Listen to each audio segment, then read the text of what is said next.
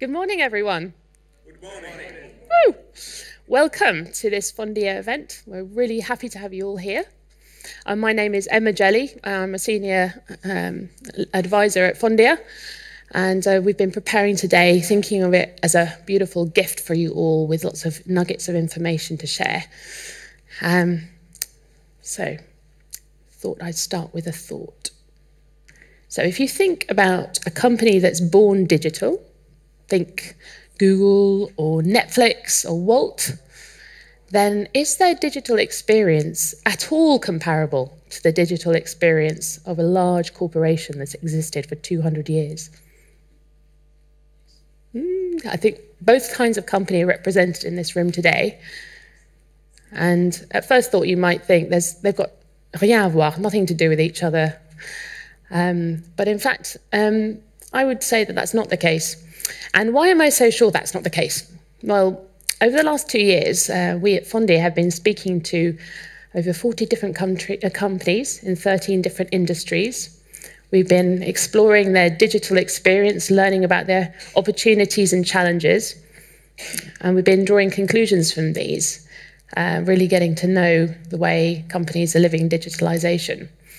And we then decided that this information was just too good not to share. So we've worked it down into 13 different reports, 13 different industries. And then, as we are a legal services company, we added our extra zing, which is to think about the legal aspects of this. So if you're going through digital transformation, what are the legal consequences? What are there things that you should think of and bear in mind and do? Well, these are the things that we've put into our reports, and these reports will be made digitally available in coming days after this report. So that's just one part of today's gift. Part one, the reports which will be coming, and part two is this very day itself. And we're really very, very happy to have with us some really great speakers from industry and from academia to share their thoughts. Now, we have about 2¼ hours. Digital transformation is a massive theme. And we've got 2 years worth of data to try and communicate in a succinct way. So what we decided to do was to pull out 3 themes that have come from our work and to have a panel or a focus on each of those 3 themes. So the first one is business strategy. So with digital transformation, there comes a need to change your strategy. It's no longer going to pull you through into the future if you have a terribly rigid hierarchical structure in your business, if you've got a very rigid workforce with single track skill sets. And instead, digital transformation requires a different approach to business strategy. It requires agility. It requires a workforce that is constantly learning and training. It requires movement and change. It requires a different approach to business strategy. And that's why our keynote speaker, Liisa Välikangas, will be dwelling on business strategy from lean to pivot and beyond. This concept of quantum leadership that she has been researching in recent times. And our first panel will be picking up on themes that come from Liisa's keynote. That's the panel, Disrupt or Be Disrupted. So we'll be looking at business strategy. And the second theme that's come out of our work relates to the regulatory environment. So as innovators come up with new ideas, keeping up with the future, they often come across laws that are ancient, old, maybe they're post-war, never contemplated the kind of things that are now possible with technological innovation. So what does this innovator do? Do they sit back and say, oh, woe is me, I cannot do my thing, the law is going to stop me, I just can't do it? Or do they say, I'll just break that law? There are those who take that approach. That's not the type of target audience we have here today as a legal services company. No, they can maybe go to another event. No, what we have in mind is a third approach, which is, okay, here's a challenge, I will overcome it. I have a vision of the future. It's going to require me to take regulators and legislators with me, and I'm going to help that journey. I'm going to take an ecosystem approach. It's not an us and them, me the innovator, that the regulator. No, ecosystem approach, move together, share information, move ahead, have a vision of the regulatory future and affect it. So that's a pretty exciting theme. It's thinking big, but why not? So that's our second panel, which will be looking at forming our future regulatory environment. And the third theme of our research, and frankly, a very, very important one, is people. So you can have all the vision you like in the world, you can have the most amazing technology, but you're never going to make it real in the real world unless you bring people with you. And in this third panel, we will indeed be having this focus on people. Focus on people. We'll be taking the point of view of an employer. We'll have a legal twist in there with my colleague Välikangas near me talking about the legal side of dealing with people. We'll be looking at training, all things people. And we're going to have to be very, very succinct, punchy. It's going to be a very tightly packed, beautiful little gift, that last panel, because we only have 20 minutes for it. And now into today's program, I will build in a little bit of Q&A if time allows. And apart from that, I hope you can enjoy today, get lots of ideas. We want it to be a positive one where you walk away with some ideas that you can actually use as you go on your individual journeys of digital transformation within your organizations, whether they're corporate or non-profit. And afterwards, the conversation can continue. We will be continuing to have conversations and roundtables on digital themes in the coming year. So with that, I would like to introduce our keynote speaker, Liisa Välikangas. I've got a few little interesting facts about her here. I know she will be known to a great many of you, but we do also have people live streaming in from other countries, including Estonia and Sweden and the UK, and perhaps others by now. I don't know. I shall find out afterwards. But in the event that you don't know Liisa Välikangas, she is an innovation guru, and she is Professor of Innovation Management. So I'll just show you our reports there. She's Professor of Innovation Management at Aalto University and Henken School of Economics.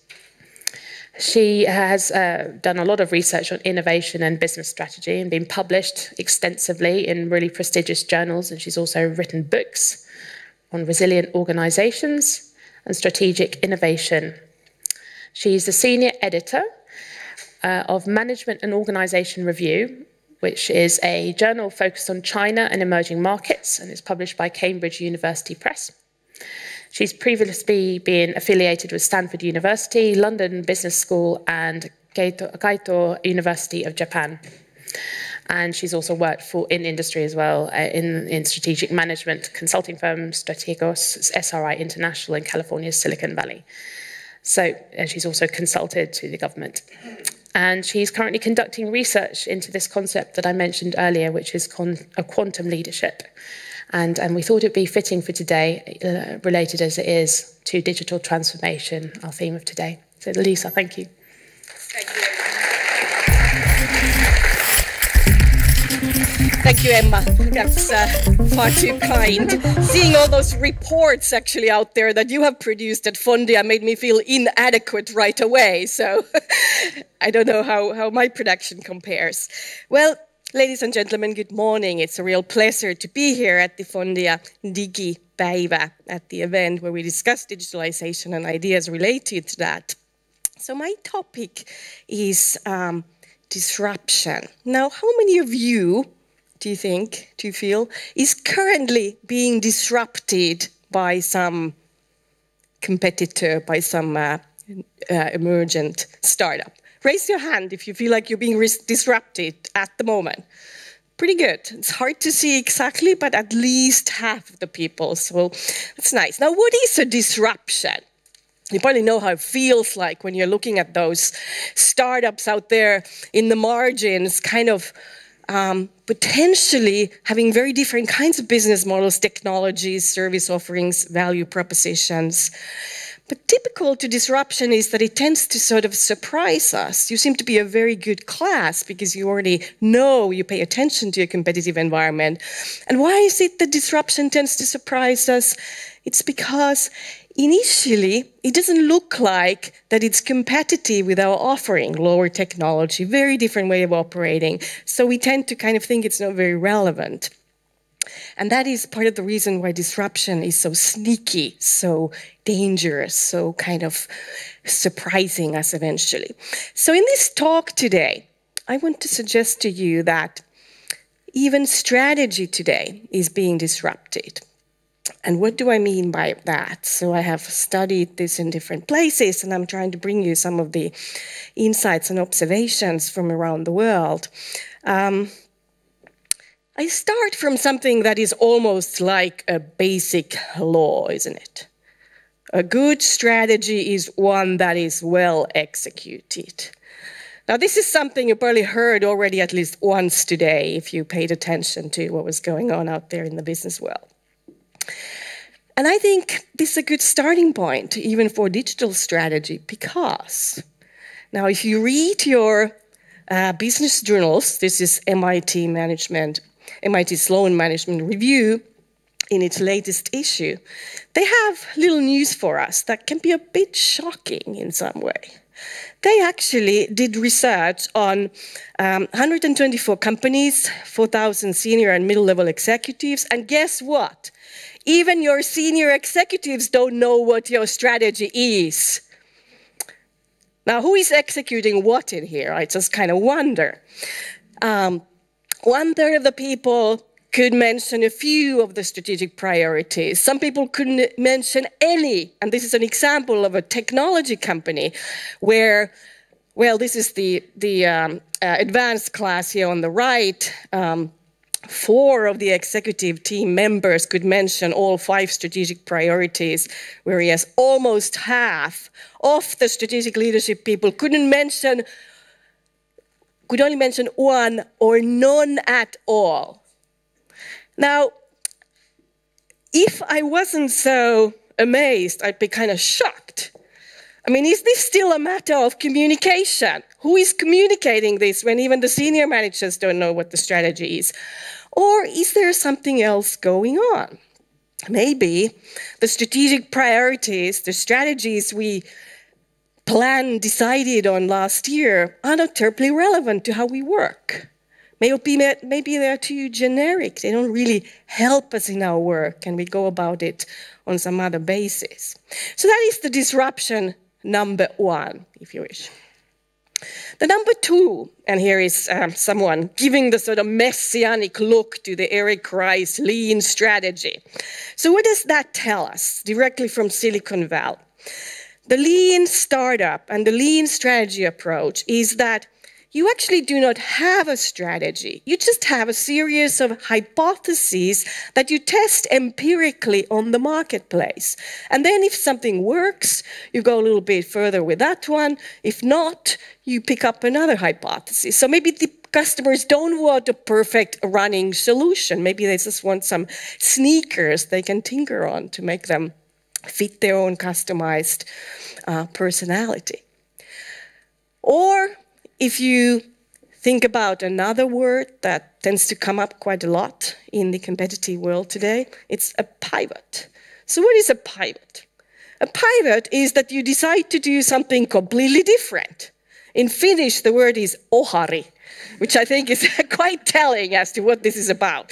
So here we have James Dyson, one of the most venerable business entrepreneurs of Great Britain, the famous vacuum cleaning company.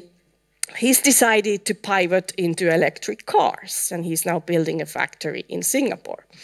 Now, if you ask some of the classical strategy professors who are some of the most respected in their field, Richard Rumelt, in his 1974 Epos classical book, he says that unrelated diversification is a very bad idea. Now, if you think about these pivots, this is what they are. They are unrelated diversification. Mr. James, or Sir James as it is, he may be sort of suggesting that something about his cyclone technology applies to electric cars. Well, maybe not.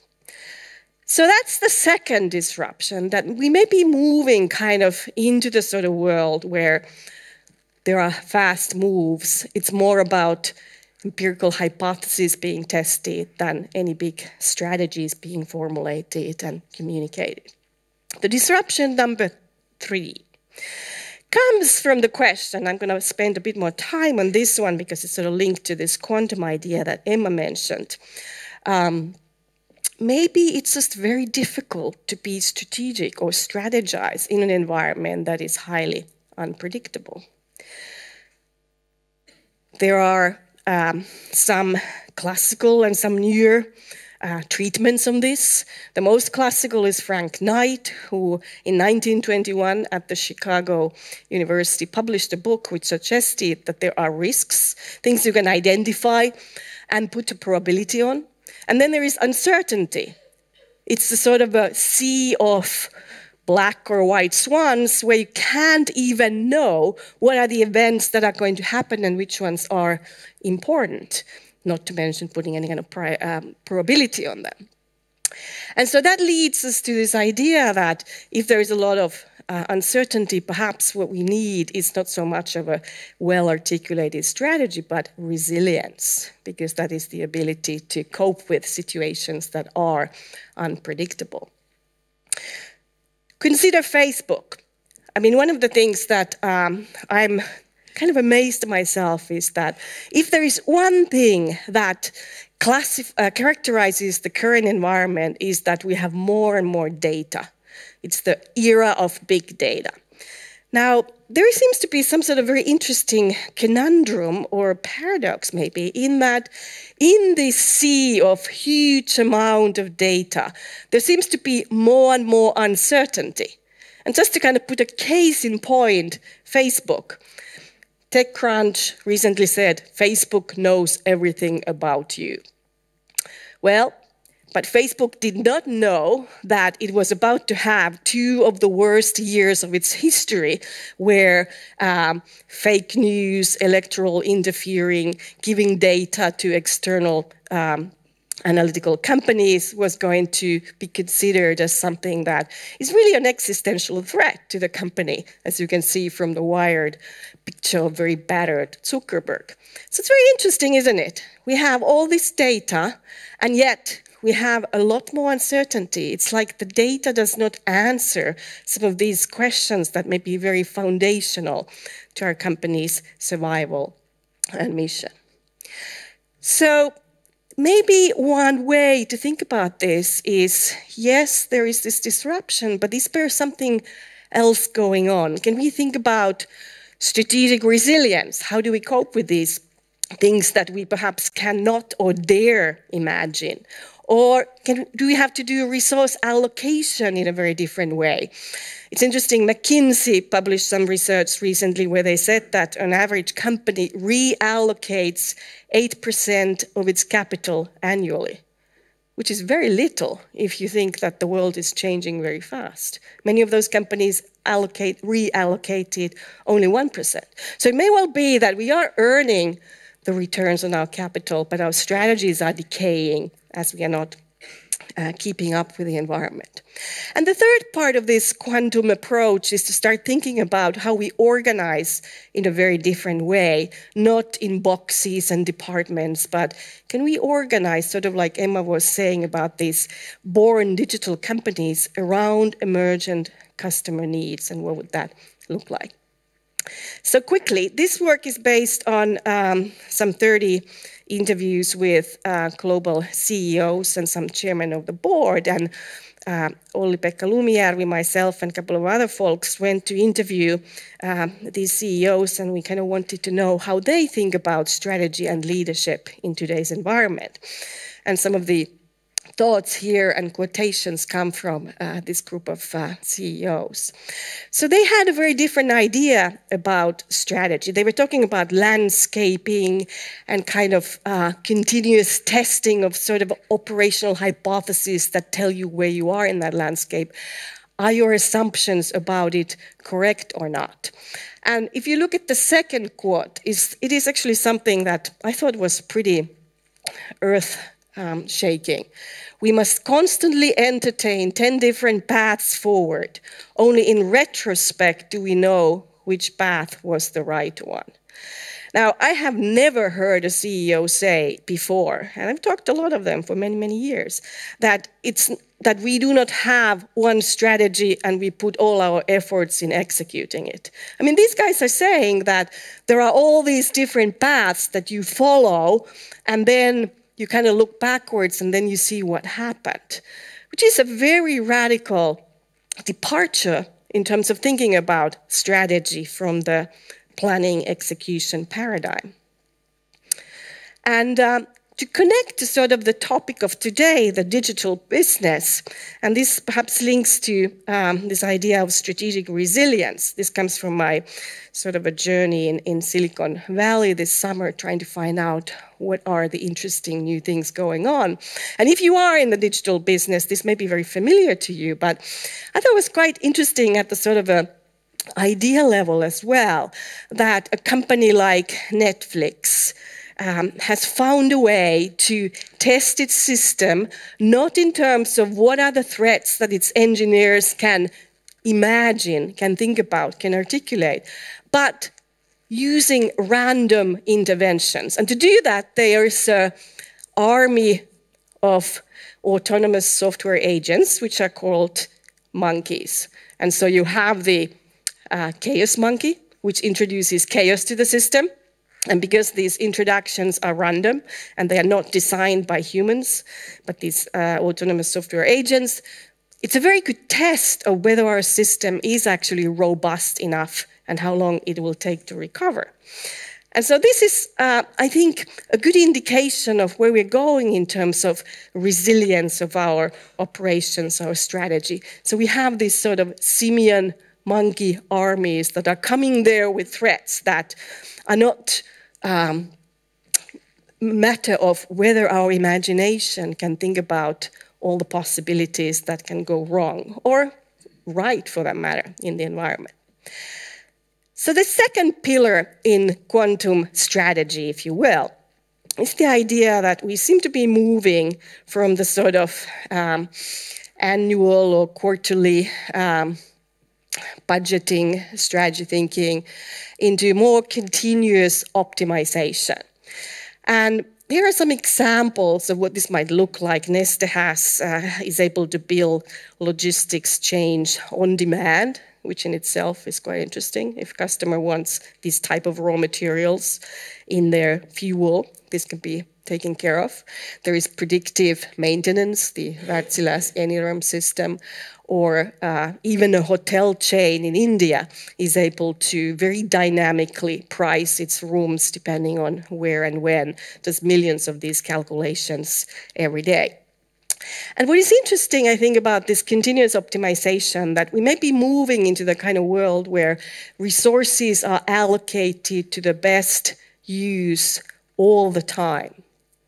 And that ought to be a bit of a paradigm shift in terms of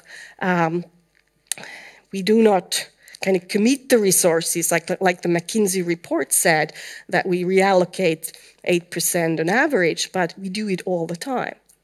And so that is both an opportunity and challenge of us and to us. And I think it links to this idea that management is becoming much more empirical.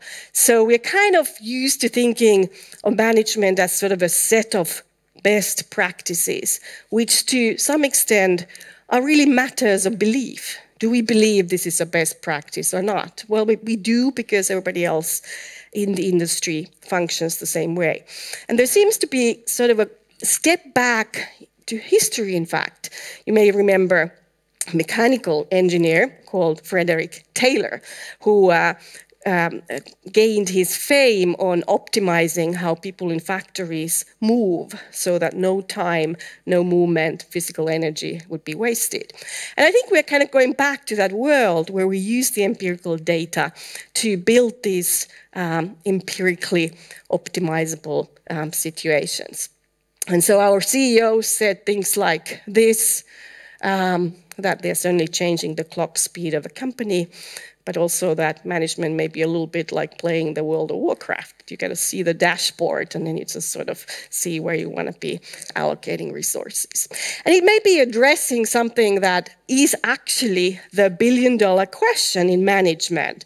How do you move forward in terms of both the efficiency and the innovation of your operations so that they're not just trade-offs, that if I'm a bit more efficient, that means I lose some diversity or variety, which puts me back in innovation. And to give you an example of this, again from the digital world, that I think is quite telling, if you are in this line of business coding, you probably think this is everyday thing. But again, I think it's a good analog for us beyond just talking about DevOps, which is development and operations come together. So we are moving away from the kind of paradigm where we do development, it takes weeks, and then we sort of deploy it in our business. And this is rather the idea being we do that continuously, constantly. So this is Amazon deploying code every little less than 12 seconds. So efficiency and innovation have sort of come together in that way. And the third leg, briefly, on this quantum strategy journey is this notion of dynamic organizing. So can we think about organizations not in terms of boxes, departments where we are confined, and we sort of allocate our time in carefully planned ways, to thinking about something like the image here seeks to illustrate that resources are bundles and they can be recombined on demand around the customer need, particularly when it's still emerging. So some of the quotes again from our CEOs: work where you are relevant. And this is probably where artificial intelligence is going to help us a lot. I think Jeff Bezos puts up a good challenge for us here, that yes, our customers are very loyal, but only to the second somebody else offers a better service. And maybe that is kind of the way to start thinking about how can we organize around, not just be customer oriented, which is like so 70s, but really organize around these emergent customer needs. And I think to conclude with sort of apologies to Werner Heisenberg, any quantum mechanics physics people in here, you may remember that in 1927, well-known German physicist Werner Heisenberg put forward his uncertainty principle, which is very interesting because it tells something very, very foundational to us people, even though this is at the scale of quantum. He says that the more you know, or the more exactly you know the position of a particle, the less you can know about its momentum. And so I've often thought that this might actually apply in the world of quantum strategy, hence the word quantum here, kind of with apologies to Heisenberg indeed, that if we are very focused, as we tend to be, in measuring, knowing exactly where we are today, maybe we are losing our ability to kind of see forward what is going on, what is changing in the environment. And this may not be a quantum effect, it may be an attention effect, or just sort of we are orienting more in understanding the moment rather than the future. So the more you know where you are, the less you know where you're going. Ladies and gentlemen, I would suggest that is the basis of a quantum strategy. And here is a summary of what I was saying, that quantum strategy is really about leading with probabilities, following multiple paths, meanings, continuously allocating resources and attracting them, and then finally thinking through these, how to organize around an emergent customer need. Thank you.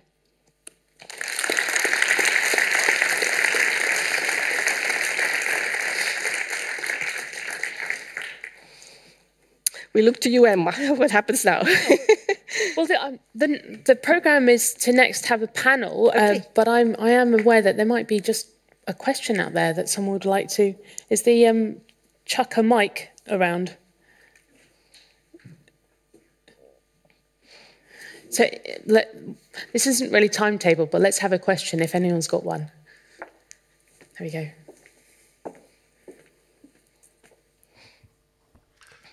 Mika Askar from Cloud Street. A little bit related question to this differences between the Finland and Silicon Valley right now. So do you see any this kind of quantum thinking more on the Valley side or in Finland? Any comments on that? Yeah, I just got back from Stanford, which is sort of Silicon Valley, I guess. Hence, part of my voice is still somewhere in the airplane across the ocean. Well, they certainly are very strongly moving towards this idea that you have to have a way to empirically test various hypotheses and then move from there. So I would say that kind of this very inbuilt strategy thinking that we kind of try and understand futures through our strategic brain, I think that's kind of passing away. I'm not sure if they would call what they are doing quantum strategy. That kind of really came from this idea that you have to be much more future-oriented. But that is sort of what it's all about. And it is also perhaps where the ideas of disruption, pivot, all these are being rehearsed as we speak. I mean, Silicon Valley is interesting from the perspective that nobody is committed to anything. I mean, the moment there is a new opportunity, and it's kind of like China, perhaps even more expressed in China, you'll take and jump on those opportunities. So they might not know that they are doing quantum strategy, but I would say that's sort of what they are expressing. I don't know if you have yourself some experiences from there in that regard. He has no mic. He has no mic. No mic, no experience. Rendered voiceless. Okay, sounds like a conversation to be continued. Yeah. Thank you. I'm feeling we should invite Liisa to join panel 1. What do we all think? Yes. It's happening. Will you do that with us? I'd be very honored. Thank you. Let's join the panel 1. Do come on.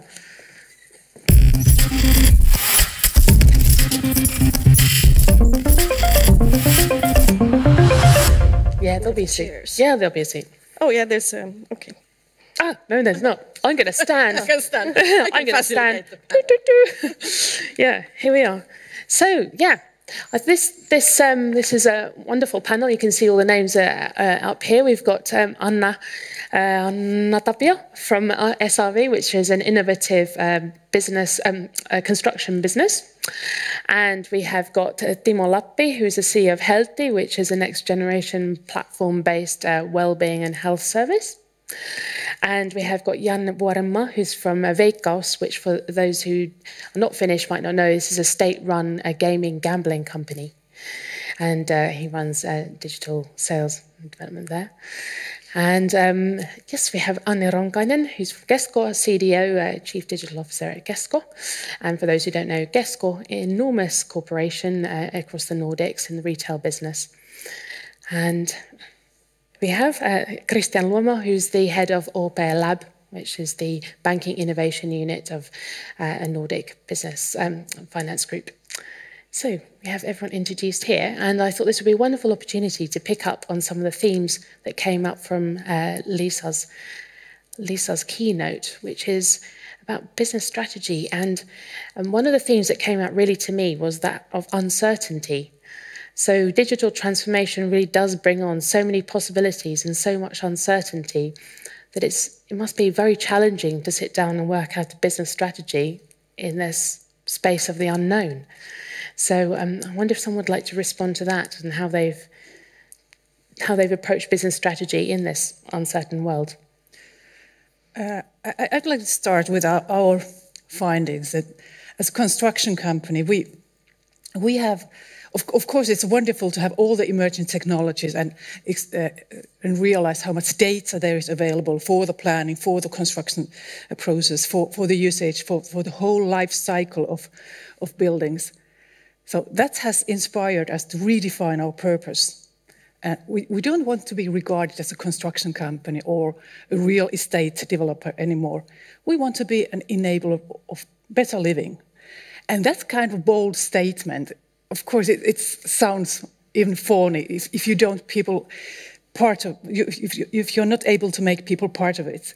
So our implementation challenge and strategy is to change the mindset of our own people, of the customers, of the partners, of everybody with whom we are trying to build a value network with.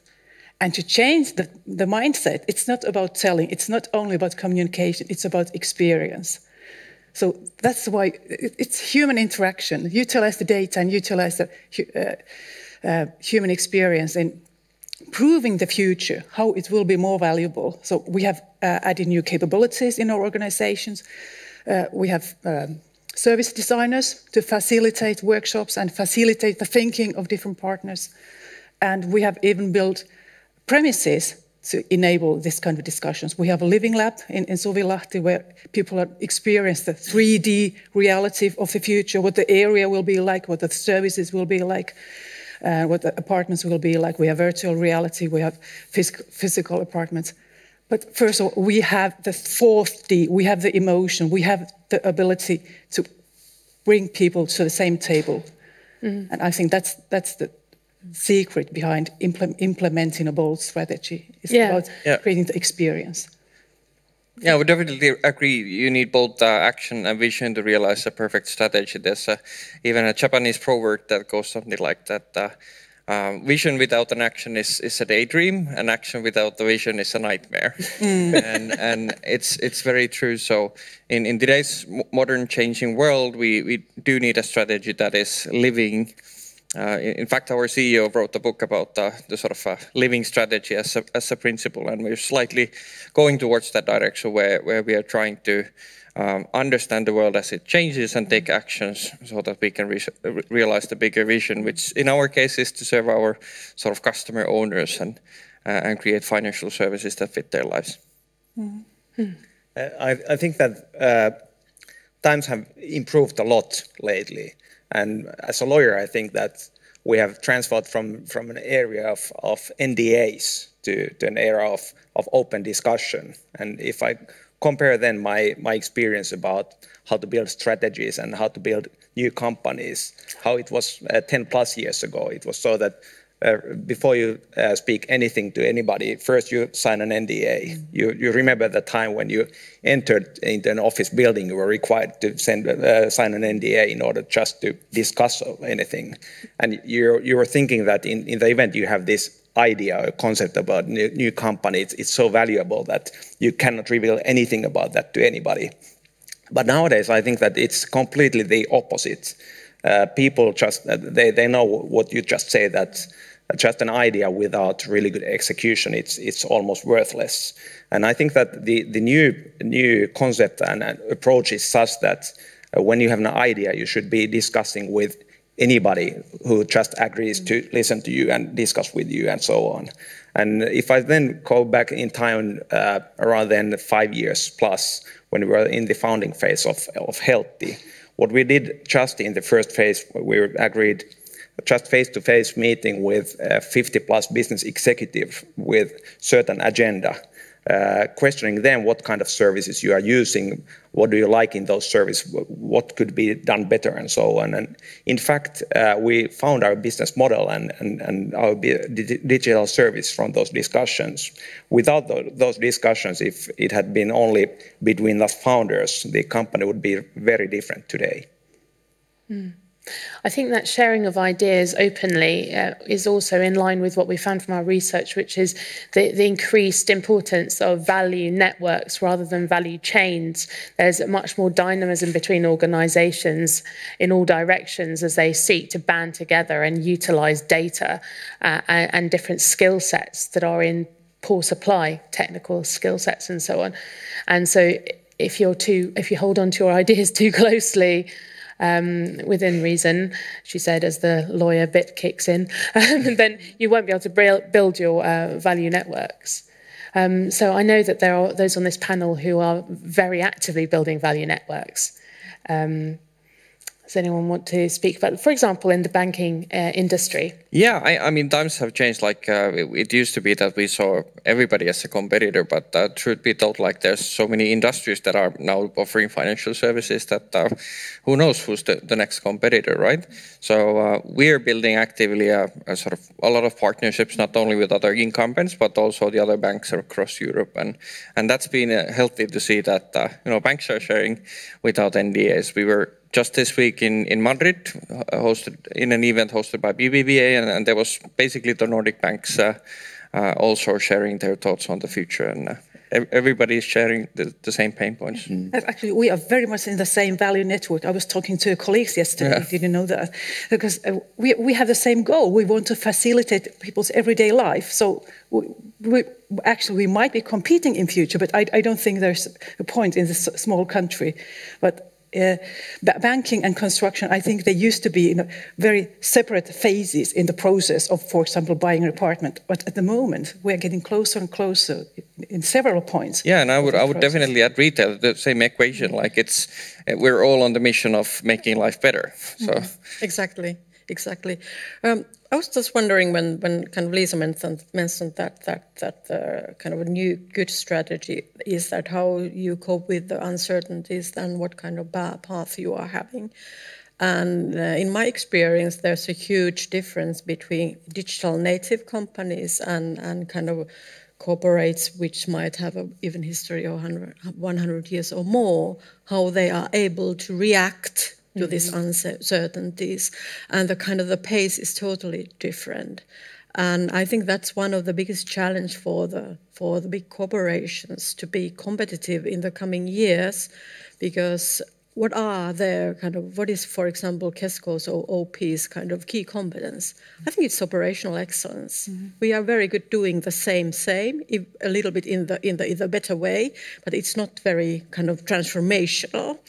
Whereas these smaller or digital native companies, even they are Google's or Facebook, they are having the change and the disruption in their DNAs. So there's kind of start speed is already so much bigger. So that's where we have to really trying to understand that how we make our cooperation more agile, more fast, and also in structural wise more kind of light.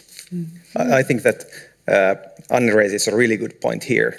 And I just calculated, it's 10 years since I read the iconic book, Innovator's Dilemma by Clayton Christensen, that really describes and discusses and investigates the disruptive innovations. And one of the key takeaways for me from that was that typically new disruptive ideas, they are born in spin-offs and startup companies and so on, because then the big corporations, they tend to kill them inside the organization. But how about you, who are in larger corporations? What kind of tricks do you have then to keep them alive? Hide them. I mean that's to be honest about it, like there's basically two sorts of innovation, right? Transformative and disruptive, and you're absolutely true. Like for disruptive innovation to yield actually results takes 3, 5, 7 years. And none of us in the corporate world have 5 to 7 years to wait for ROIs. So that's why we are constantly being surprised through disruptive innovation. So I honestly think that the part of the answer is hide them, so that you have an operative structure where you can maintain and nurture disruptive innovation while producing transformative innovation that shields you. I think that the big corporations are trying to, or the people who are working with the innovations and with the kind of, for example, startups, they are quite innovative. So how to make that happen? Because you have to put them under a shield so that they kind of stay alive, really. And also you really need to have a kind of strength within the people to really speak for them, so that the kind of corporate culture doesn't kill the enthusiasm within these people. And I think that it's a big jungle that we have to really manage. And then also, in the other hand, if you think that what is in my experience super important, that you need to have a critical mass of these new thinkers within the corporations. If you are only kind of handful of people, you can't make miracles. But if you're going to hide your innovation lab, then how are you going to get that critical mass? You've got to bridge the divide. When does that happen? Well, not kind of hide, but maybe speak with another words about what we are. We are piloting something, or we are giving some trials or something. We are maybe giving a new words.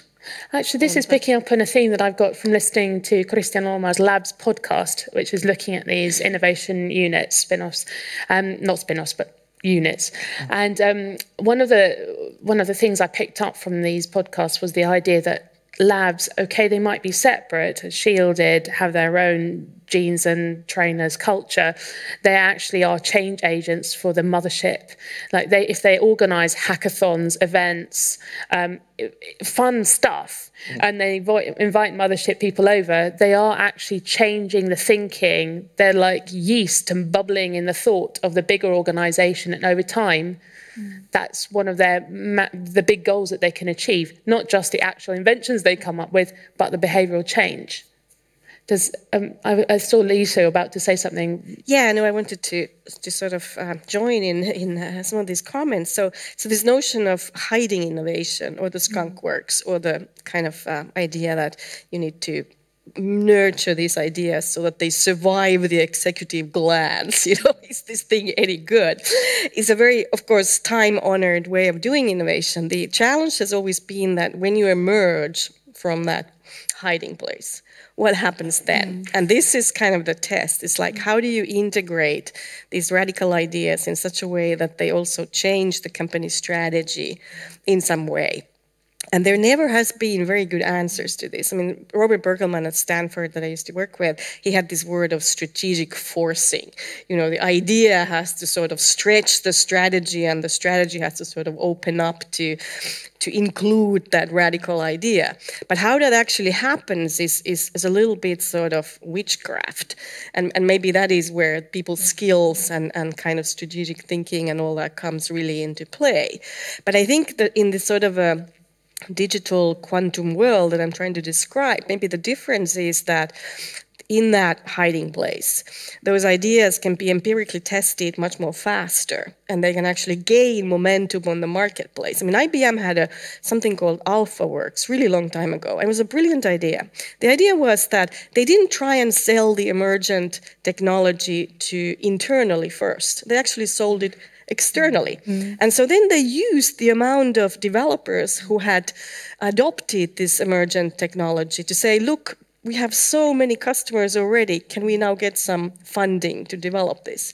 And so I think this is kind of what's happening, that we have a little bit more resources in different ways. We can prove things, we can attract the market, the customers with us. And I think that kind of customer voice, that can be the most powerful change agent in the organization. If you hear that there is demand for that, so we are not doing something stupid if we change the way we are doing things. So that's what I think. It's very useful when we use a facilitator to facilitate the discussions with partners and startups and customers at the same absolutely time. Agreed. Like, we have a saying in our lab that customer data kills debates, which literally speaks volumes to the fact that we'd like to get to a point where we have that customer voice before we introduce it. But even then, it's of course important to have people engaged and involved as early as we can, so that it's hidden but not from everybody.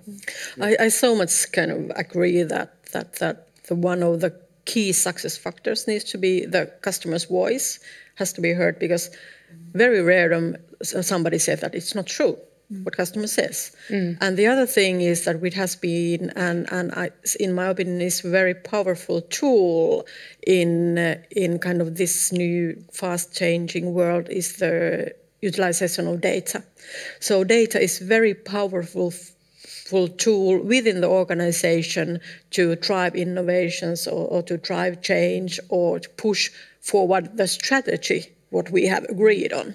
What I've seen is that when you have an existing long-lived company and people have been have gotten used to the way things are working, making a change is always a leap of faith.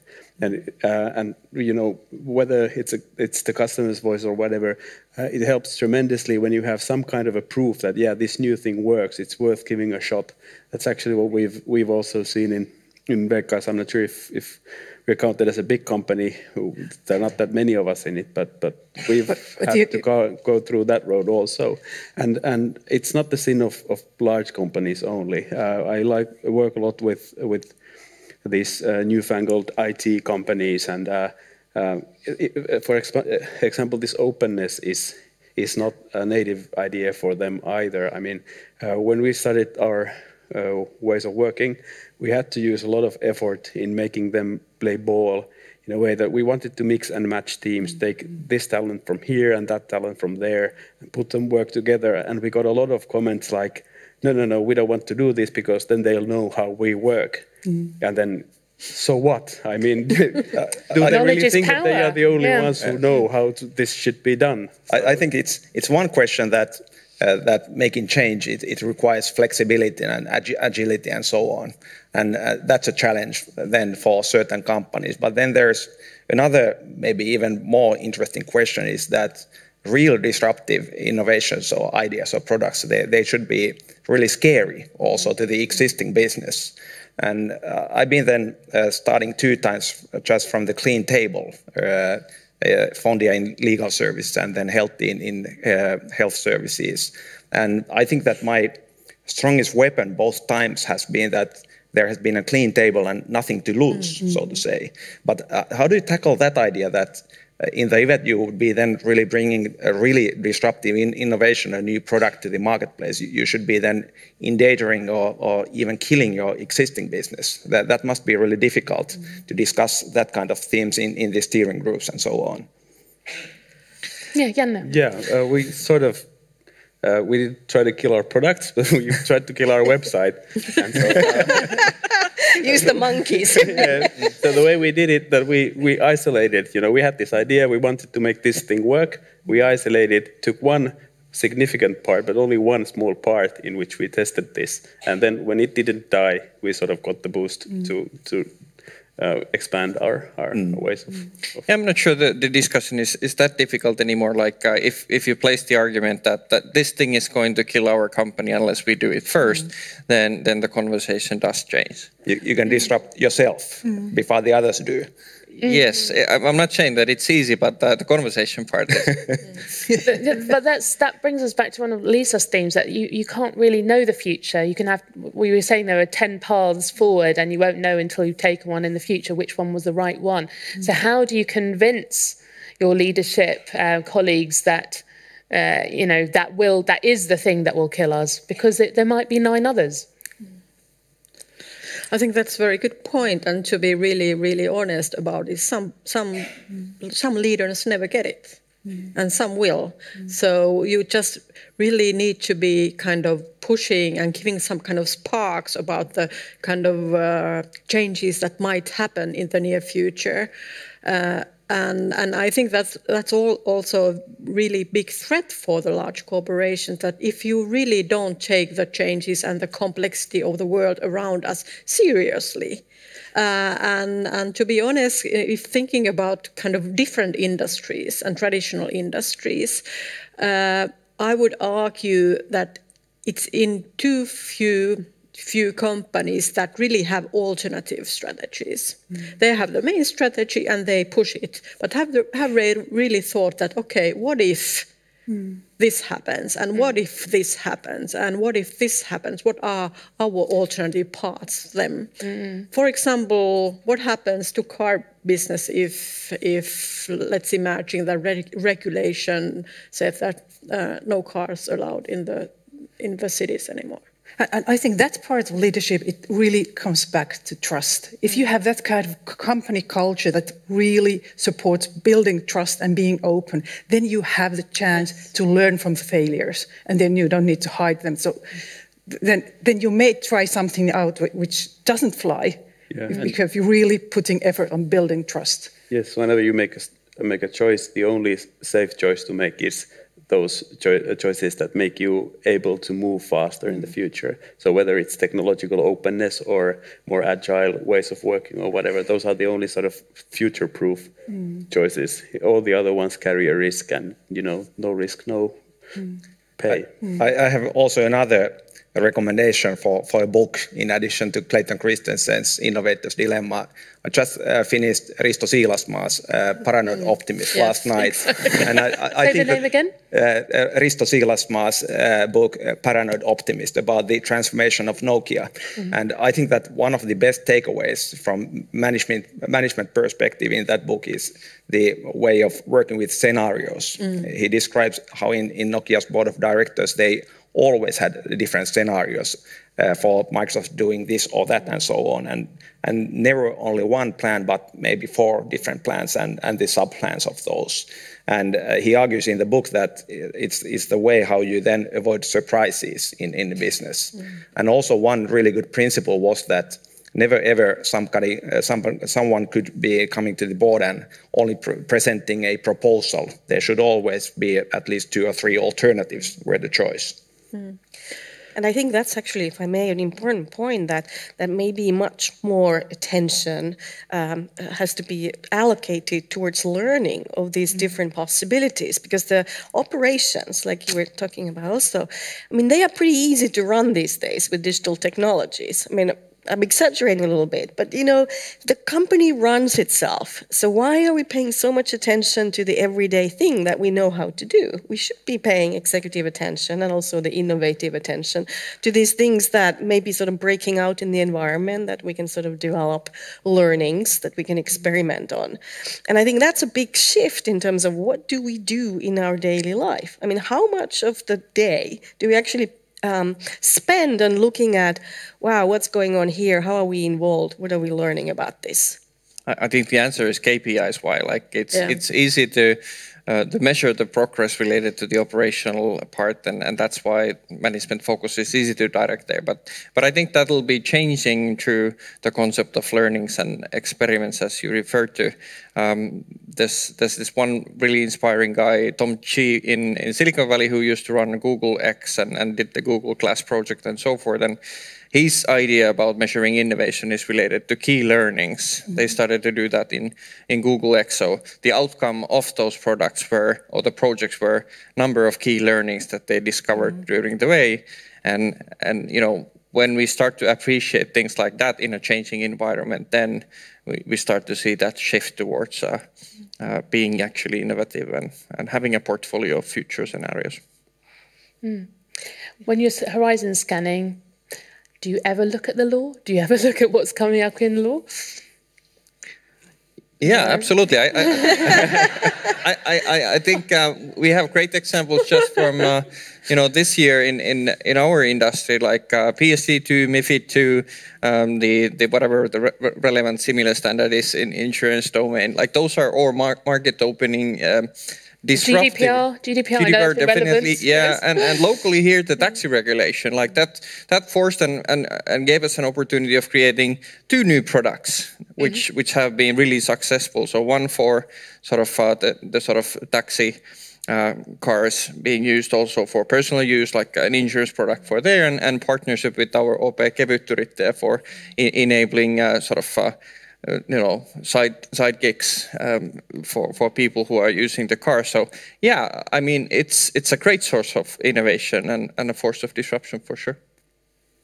That's the validating comments I wanted. Just before we have Q&A, shall we have a little moment? We've got about 4 minutes to have some questions. Can we have the bouncy mic?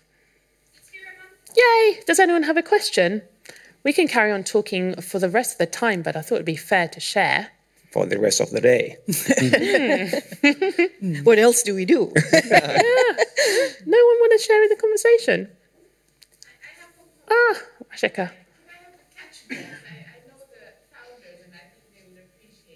Oh, yeah. I should use the right trademark instead of my version.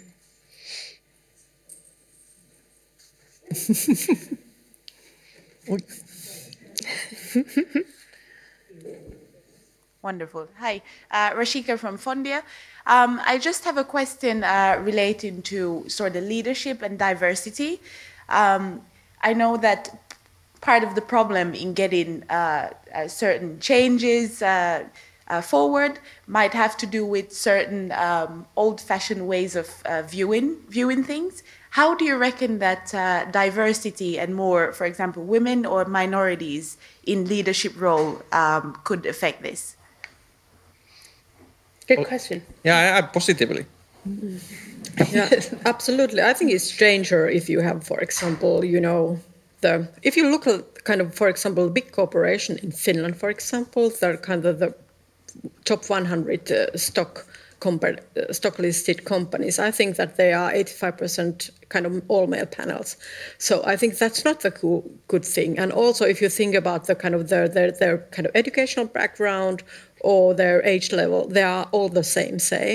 So how can you, I'm thinking all the time, for example, we are running 1,800 stores. And I would say that 60% of our customers are women. So why all the leaders are male? So I think that's also the good thing to remember, that who your customers are and your kind of leadership should reflect your customer base. Thank you.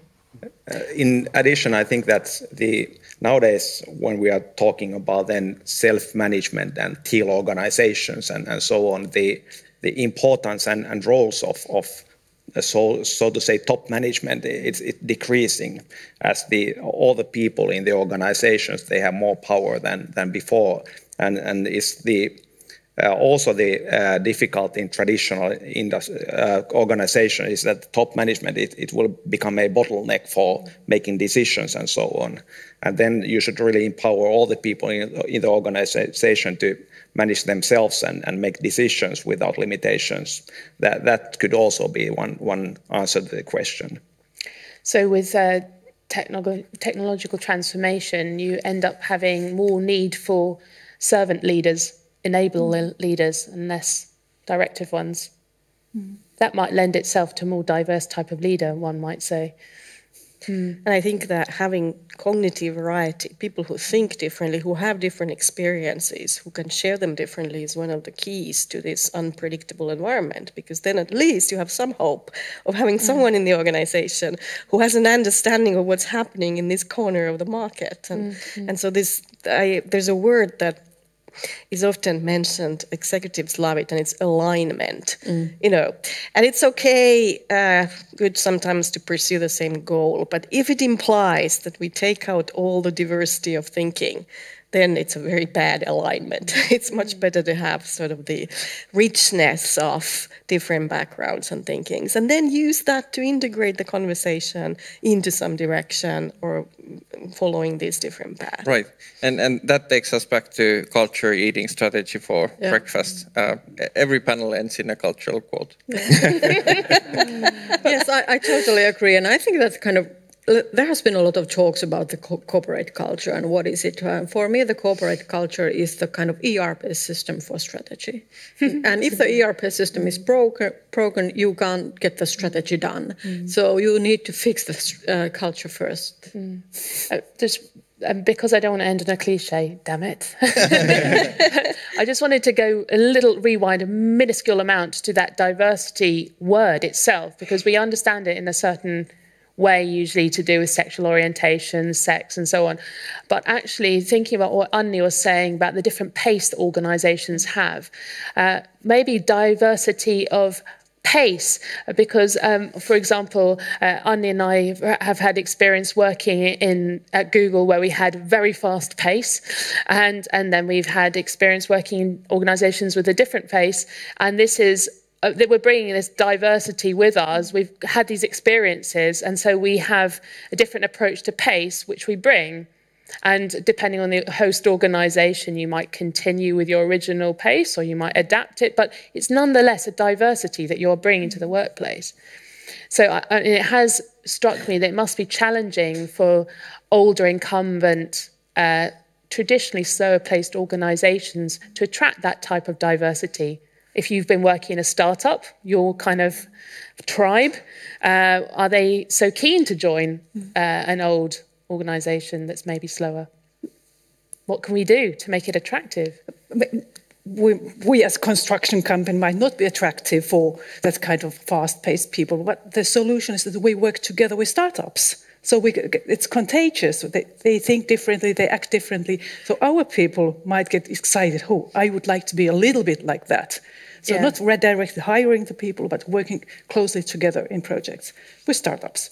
I mean, the good thing about that is that basically your reputation is nowadays formed more about about your actions than about what you say out loud. So actions speak louder, and you can always change actions and start small and then increase over time, and then you become attractive and have that reputation. At least that's how we felt, like having some actions and output has increased the sort of inflow of potential startup talent for our company.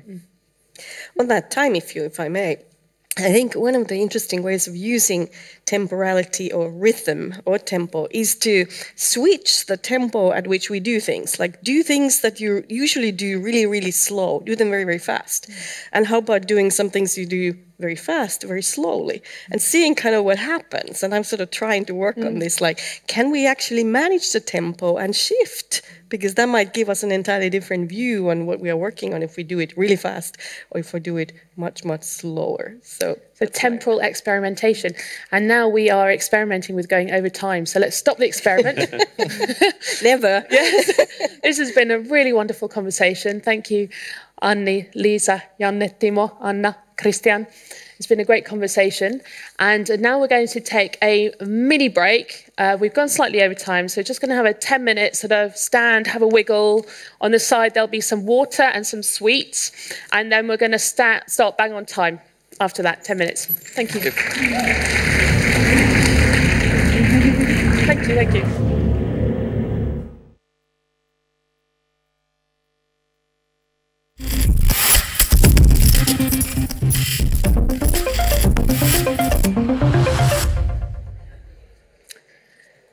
Hello, everyone. I'm going to brutally go on because I don't want us to run against the clock. We've had a nice little break there.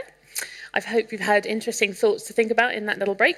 And now I'm very happy to introduce our next panel, which is going to be talking about shaping the regulatory environment of the future. So this is harping back to what I said in the intro, that when you're innovating and you come across a law that doesn't quite sync with your idea, you can either give up, break it, or try and change it. And so this is the positive, what can I do? The third category. So in our panel here today, we have Sampo Hietanen, who is the CEO and founder of Mars Global. We have Antti Törmänen, who is the CEO and co-founder of Evervest. And we have Niina Hyvärinen, who has started as the government policy person at F-Secure, and Ilkka Lakaniemi, who's at Combient. And we all here are wearing industry labels, you know, company people, but I'm going to start this panel by outing them all because they, in fact, all come to the table with extra gifts, extra richness, extra knowledge, because they have all, in fact, been on the other side of regulation, namely with the regulator. So I'm going to do a quick outing, starting with Sampo. Boom. Do I have to confess? Yes, you have to confess. This is the confessional. Yes, I've been with the Finnish Road Agency. Yes, on the you have. Side. And Antti. My confession is that I used to work as an advisor to one of our ministers in the government. Yeah, and you've even done some projects with Tony Blair's office. Yes, and some other governments around the world as well. Yeah.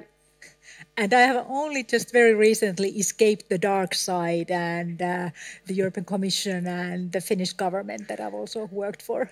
Yeah, that's quite a big one she's got hiding there. Yeah. Good.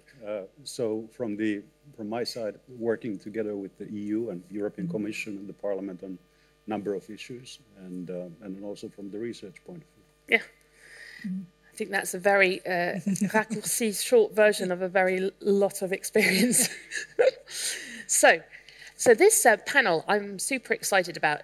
Certainly in my career, I've had the opportunity to work in relation to shaping the future of the law as it related to internet matters, and so.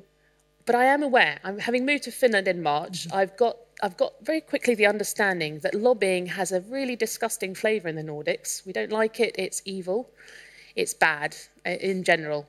And so I thought I'd just take that fact and just put it on this coffee table and we'll examine it and decide what is the framework in which we are speaking now. Ilkka, tell me about lobbying. Okay, good. I guess as a former chief lobbyist for a number of organizations, lobbying actually derives from the 1860s and the 1870s from the US, when Ulysses Grant was the president of the United States. And the only way actually to reach him was not to go to the White House, but to actually stay in the hotel lobby where he actually went to the bar to have a drink. And that was the way how the kind of the terminology started, with that you actually waited there in a lobby, you were a lobbyist.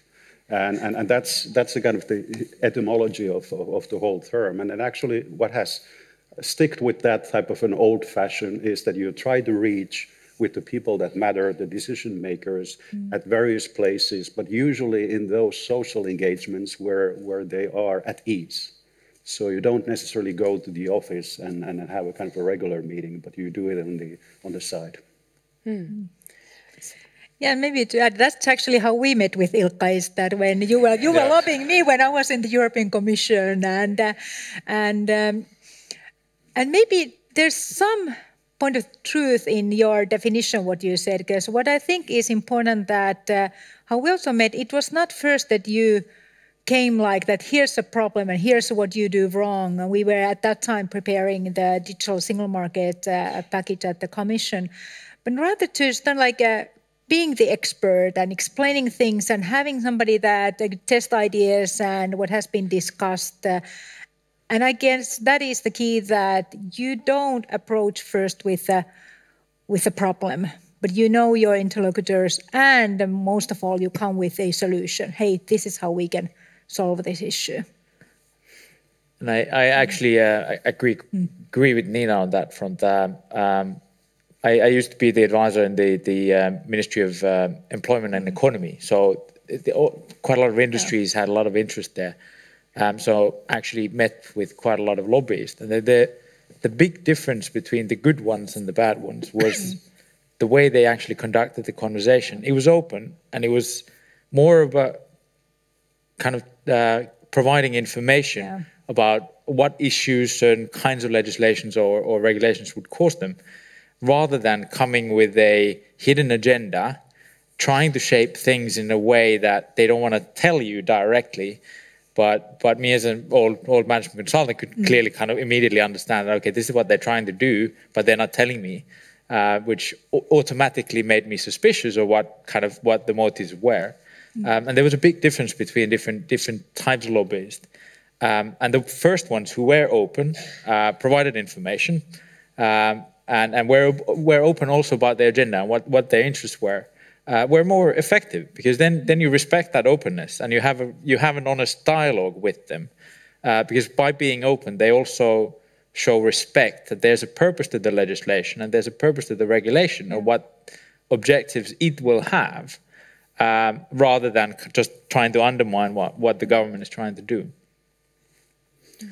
Well, I suppose coming from the background with this whole idea of mobility as a service, and whether things have been lobbied or not, it seems to be now in global agenda. Just came yesterday from advising Luxembourg on what they should do with their legislation on this, but it had 0 lobbyers. So most of the time, if you have something to say, people will listen. If there's an inspiring vision, people will listen. But now, like from the origins of lobbying, it seems that, okay, when they've bought into the vision, then the next thing is, okay, they want to ask for advice. That's when, lobbying or whatever you want to call it comes into place. Is okay, giving advice, helping people in legislation takes a bit of resources, and then you have to be able to have those resources in place when you are asked. And that I would say would be, in a way, easy and effective lobbying as well. I fully agree on that. And I think for many Finnish companies and for the people that I have met, the cardinal sin actually is that you wait until there is something to criticize. That you wait for a statement or you wait for a new law or regulation coming from. You have to be there while the whole thing is being contemplated, and then you put in your own evidence and your own insights from the very beginning to the discussion. I think that's what we were all kind of referring to, that you are there as a trusted partner instead of a lobbyist. And maybe just to add there is also that not only to explain the case from your own perspective, from your own company, And if we talk about European legislation, not even that what it means for Finland, but what it means for Europe, like having that wider perspective, because of course that's how legislators are looking at the issues. So it's not a very sort of personal or this is what it means to us, but to have a little bit more like a wider perspective. I say legislation is one way or another reflection of our vision of society. Yes. If you don't have a vision, but you go and pinpoint a law, it's probably going to be quite a long time. At least in my books, if you have a good vision and don't really talk about legislation, the legislators are pretty good at that, and just say, okay, but couldn't we have this type of thing happening? Then it'll start moving. So maybe if we have a little case example about mobility as a service. I had the pleasure of quite a nice conversation with Sampo in preparation for today. And I thought it was a really good example where Sampo has a certain vision for the future of mobility where people should, correct me if I'm wrong, but people should be able to get from A to B simply without owning a car, resorting only to one single internet platform, which is integrated with public and private transport options. And so that's the vision. And who would have thought that it has a legal and regulatory angle to it? But in actual fact, when you start delving into it, there is one, because you have got tax laws or regulations that support car ownership. For example, it can be a tax benefit at work. And then you've got planning regulations that encourage the creation of car parking spaces when you build new buildings. And then you've got an environment department that wants to lessen the number of cars out there. So it doesn't take much thinking to realise that there's a little bit of conflict between those three departmental visions. And yet here you have Sampo with his mass vision thinking, okay, I've got to get these little things to work together so that I can get that future vision to work. Could you tell us a little bit about how you've approached that conundrum? Don't even try to affect the decent things and think about the mapping of who affects everything. Is if the, let's say, if the wave is big enough for a vision, it'll start coming, and the different parts that are needed will start understanding, okay, well, because of this, we need to also change the regulations. I think it goes from the vision. And the more you try to kind of, like you said, you start to see if you're playing a game of, okay, I know better what you're thinking, so I'm coming with this and this type of an idea. At least so far I've seen it doesn't work as well as just sticking and saying, but look, here's the end effect, what we're really going after. You know better what it means for tax legislation. You know better what it means for transport legislation and so on. But don't we agree that something like this should be available? Okay, so effectively not trying to micromanage the different units, but to say, that's the vision, you work out what you need to do in your department to get there. But at the same time, I'm a really bad lobbyist. I'm really bad at making that kind of maps of what affects what. I suppose that you get into a mess when you start thinking about it. I actively, for example, with EU, actively try to not learn the DGs of here and there. I think it's a wise strategy, not doing that and going kind of you don't play their game, you actually play your own game. And then I think the idea is that for many of you who don't know what Combient actually is, it's a coalition of 27 large companies in Sweden and in Finland, and we have a joint vision in a way that we are going to transform not only those companies that are part of Combient, but also the Swedish and the Finnish societies in a way that we'll be talking about doing good for the society, but I think doing good for business and doing good for the societies at the same time. On digital in particular. On digital, yes. Yeah. So creating a unified approach to digital transformation for these 27 members. Yeah. But isn't this exactly what we need also for legislative processes? Like what Sampo was saying, that if there's a big enough vision, then all these different little parts and silos kind of come together. Because that is part of the problem in preparing legislation, that it's all done in these different silos and then don't really talk to each other. They might have some formal consultative process, but it's not same as doing it together.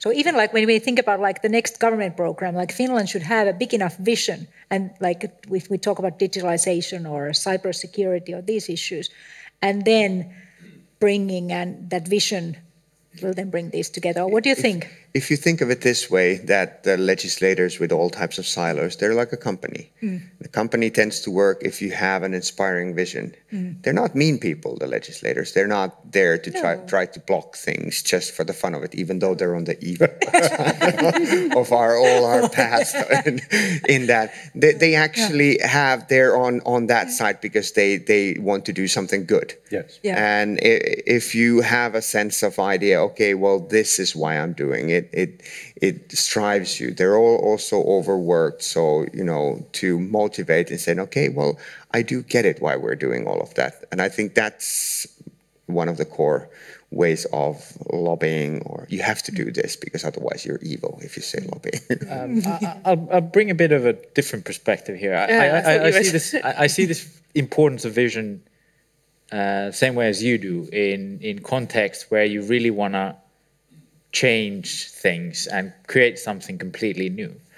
But from my experience when we were building Evervest, where it's a wealth management platform online, and we were building, we decided from the start that we'll create the company within the bounds of current regulation. We're not going to find a pocket with just kind of on the border, but really kind of apply for a full wealth management permit. And in our case, there were actually pieces of legislation that prevented us from being competitive in the marketplace. And our experience, what we had to do was complete the opposite. We had to go and drill in the law very much the detail on actually finding out how to change that. It was a piece of legislation related to us having to pay fees to a compensation fund that were in the range of 30% of our revenues. Just because the law was built around a world where wealth management is provided to people with €500,000 rather than a couple of thousand that you'd provide in an automated platform. And to go about that and to actually get the law changed, we actually had to I myself actually did the research on what the regulation was based on and had to actually start harassing the ministry and the regulator on what pieces of code needs to be changed and in what way. Eventually, we managed to create enough pressure to actually change the bit of code that caused the high price. But it was very much a very stubborn exercise of actually kind of finding the original law that dated kind of 25 years back, and there had been 2 law changes in between, and finding the kind of bit where it says the rules need to be competitively neutral, so there can't be anything that prohibits competition. So there are situations where, as a player in an industry, and when you're trying to build something new, you actually need to understand the fundamentals of what the law is and how you need to change it on a kind of a I suppose it gets level. From that you had first you had a reasoning why. Yes. But then you need to go into the nitty-gritty. Exactly. And I have to admit, as we speak, we are harassing the tax legislators. Yes. Because the leasing car has a benefit where you calculate that 18,000 kilometers is personal and 7 is work-related. And somehow we wouldn't get the same one, which is a bit unjust. So you have to get into the actual details. Aren't we all harassing somebody? We like to think it's big picture, but there's detail in there too. More validation for us lawyers out there. That's why the likes of Fondia exist, so that they go into the nitty-gritty. Yeah, so big vision, what I'm learning from this is big vision is important. Don't be afraid of the detail, because you might have to change that to accommodate your vision, right? Yeah. And what I've also picked up is that's fine as long as you do it in a transparent way, not underhand, and as long as you have a vision that is beyond your own little self-interest. So think a bit bigger, even European level. And you have to provide solutions. I think we all agree on that. So you don't go in there and say that here is the vision and let's go along with that. But basically then you, like we had in the first panel, you have alternatives, alternative paths, you have alternative kind of ideas how to take things forward, and you provide those into the discussion. So you're an expert instead of just trying to change things. That's certainly consonant with my experience of when I was involved in trying to change the defamation laws in the UK, where there was a particular part of the proposed new law that would have really affected online speech in a way that was negative for the corporation I was working at, and we thought for free speech in general. Yes. And so we engaged in a programme of educating. So how can you expect the Ministry of Justice to understand the online free speech issues if you don't go and educate them about it? So there's the education piece, but then there's also the solution thing. Well, I would draft it like that. And you can actually literally draft the clause how you would like to draft it. And there's no secret involved. It's just proactive. You could give it to anyone who asks, proactive and solution oriented. And I suppose that's, oh, sorry. So I fully agree with that. And you need to be transparent. And the key step that we did in the beginning when we found the impact of the law for us was that I actually calculated out what the effect of that particular payment is to us. Provided the calculations both to the regulator and the compensation fund and the ministry, and said, look, this is what it affects. If an old firm with an old permit comes, their fee is like 1/60th of what we pay. So competition-wise, there's a huge difference. And immediately after that, they started listening. Before that, before I provided the calculation, the conversation stopped. They said, the law is this, it's not going to change. And that's actually a very important point about like calculating, like know the numbers for the impact. I think that's a brilliant example, and not only to have like, as one former minister said, those cigarette package calculations, but actually to have real numbers and evidence and facts to build your case. And I suppose it's two things. First, the motivation to do something, because there's a lot that could be done with legislation. So that's where the vision comes into play. And then you have these actual things. Okay, this is how it could really work. And I suppose when you do make a suggestion, I think all of us would agree that make sure that your competitor would be of same opinion as well. Because if you try to go in the benefit of me instead of in the benefit of the whole market, there's a big difference. And I suppose that's where also, if you're on the other side, you start noticing that, no, they're trying to, you can't really go after competitive advantage. No. You can't go for, opening fair markets and things like that. And of course, I would say don't underestimate the legislator, that you could trick them somehow in this. It might be an ex-McKinsey consultant. Good luck to you. and that's a good point, because that actually only irritates them if you just because they can see through and they know the case and they know the other players. And you might be able to trick once, but and don't do it, because then we all suffer from that. Because if somebody starts going down that road, so. Well, Ilkka, this is your approach, isn't it? You're not promoting one particular company. You've got a whole group of them. Yes, I think Cross industry. Kind of building a bridge to the first panel that we had today about innovation and open innovation. This is very much a kind of the same type of a thing, even if we're not looking for a technology solution, those type of things, but we are working in the same environment for open innovation. And basically what we are currently doing is that we will not only influence the kind of the regulatory framework and the business ecosystem, but we are influencing the best practices within the industries, how the industries work together, what are the different models that they will have. And we work together with the standardization organizations as well, so that we are kind of preempting and setting the scene for the future where the technologies are going to be deployed and used for various purposes. So it happens there in the background. Well, that's a good point to mention, soft law, like ISO standards and so on. Yes. It's not just law regulated. That's where I also see the part of bad lobbying coming to is, let's say if you're a major big company and there's a disruption on the way, it is somehow accepted as a point to the survival of some of these big corporates as sort of legislative background. I had 30 MPs from Germany here, And they're even so that they restrain themselves, even if the car industry would think already more openly. Yeah. They thought about mobility as a service, but then afterwards they said, this is really great, this will happen.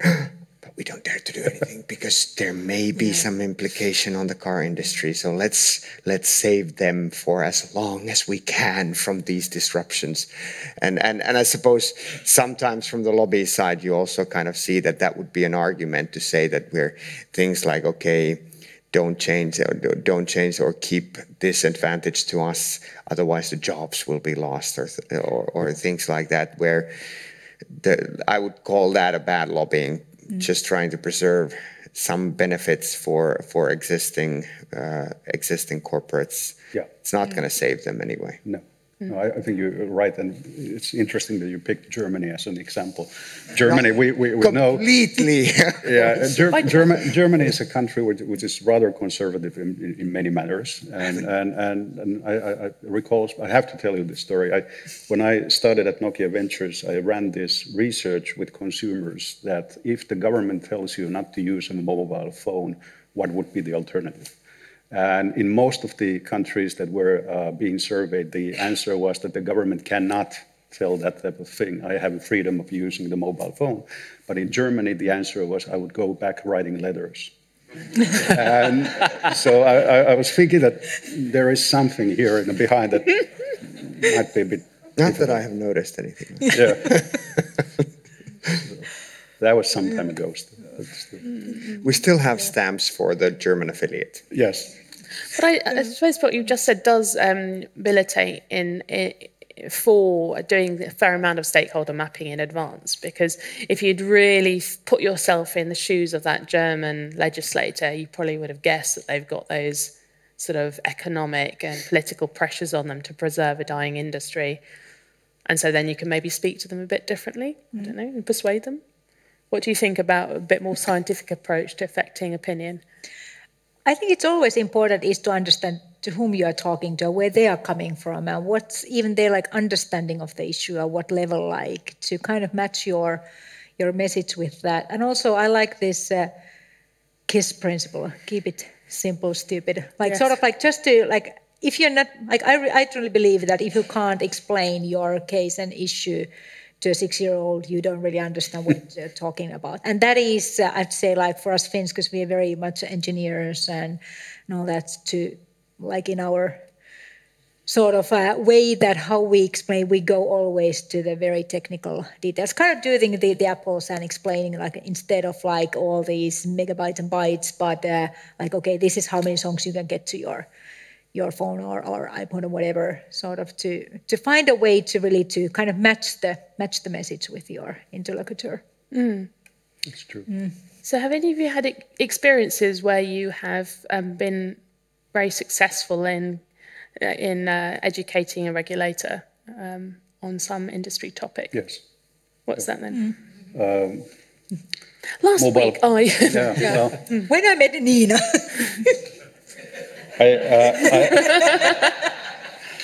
Let's not go into that. But the thing that I would actually came up this week in a discussion, and that's why it's fresh in my mind, is the mobile payments and the mobile financial services.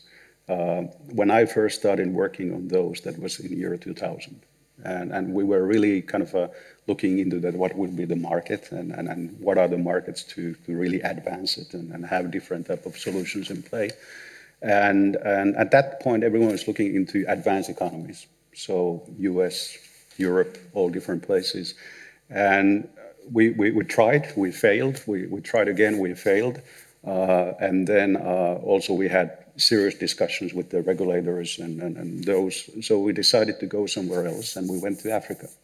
And in Africa, everyone now remembers, I think, who is old enough to remember the old phones with text messaging, M-Pesa in Kenya, the mobile text message-based transaction system. So that was started there for that very reason, that the regulatory framework was the right one to start it, and there was a consumer demand for that type of service as well. So there we go. Is anyone? A similar experience from Finland on wealth management. We were the first one in Finland to apply for full permit out of the fintechs within the kind of old traditional regulatory framework. So there was quite a lot of education to be done to the regulator, and they were very suspicious of providing wealth management without a face-to-face contact.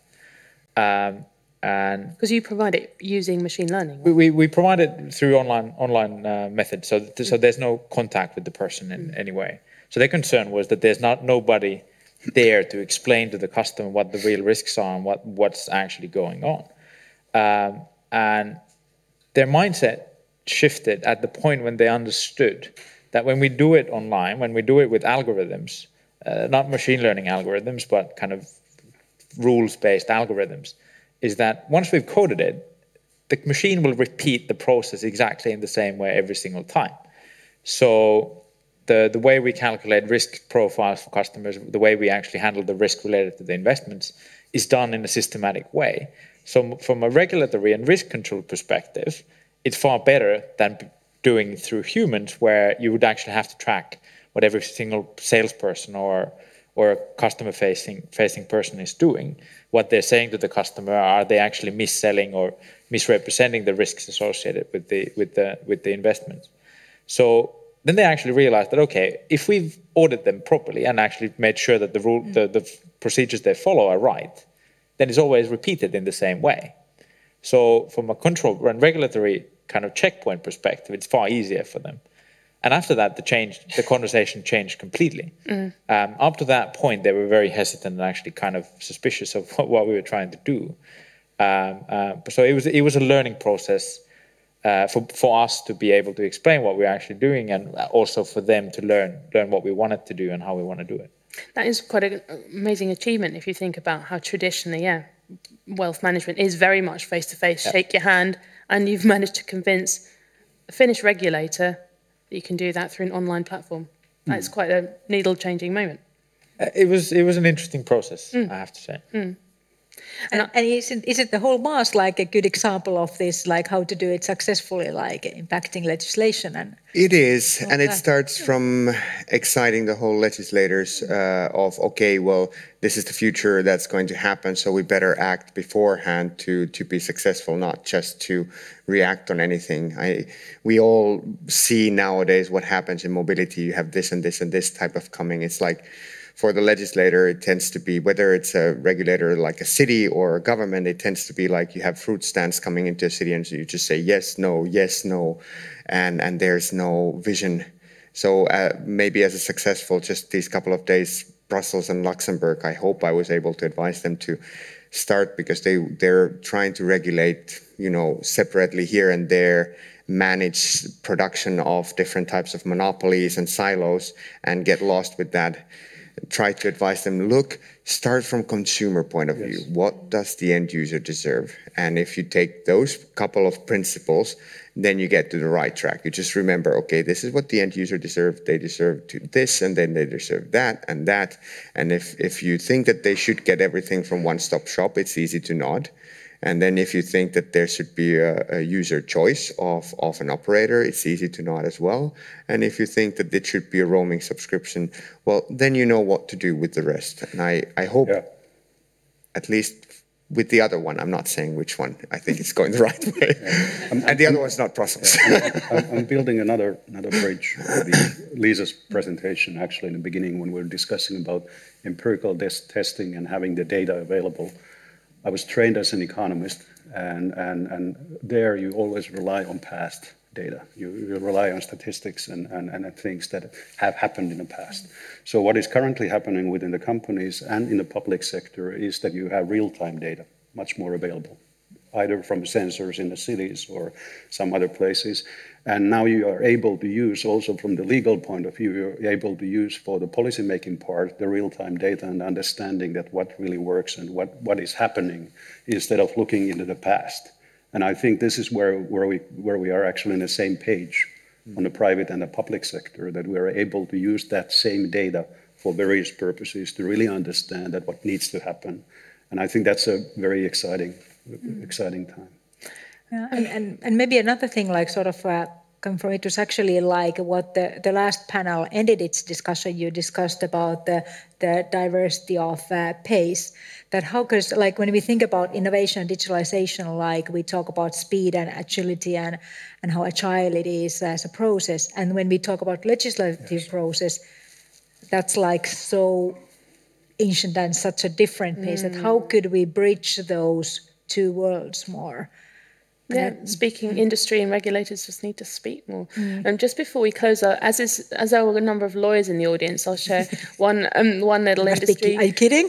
One little experience that I had in my career, where at Google we were beginning to notice that there were some very strange decisions being made by judges, and when we started to analyse why, we realised it's because they didn't understand the underlying technology that they were being asked to deal with, and from that sprung a project where we the lawyers corralled the engineers at Google to get together and create a programme of education not about law at all, but about technology. So what is streaming? What is an IP address? What is a packet? What is the cloud?